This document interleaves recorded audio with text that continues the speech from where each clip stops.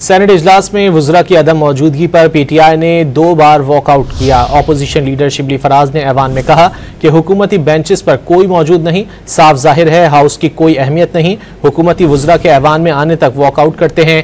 मुस्लिम league काफ के senator कामिल अली आगा ने भी पीटीआई के मौक़िफ़ की हिमायत की। बाद में सेनेटर कामिल अली आगा और वक़ार मेहदी पीटीआई अरकान को मनाकर वापस ले आए। ताहम वुज़रा के ऐवान में न होने पर अपोजिशन फिर वॉकआउट कर गई।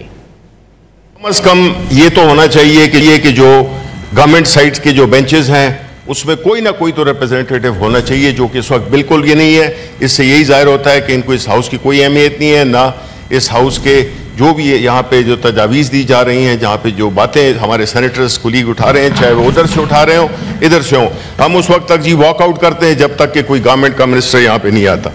मैं अपने आप को ऑफर करता हूँ कि मैं उनकी जाके मिन्नत करता हूँ वो आए, लेकिन उनका एतराज़ बहुत दुरुस्त है कि वो कह रहे हैं कि जनाब यहाँ पे मिनिस्टर नाम की कोई मखलूक मौजूद नहीं है।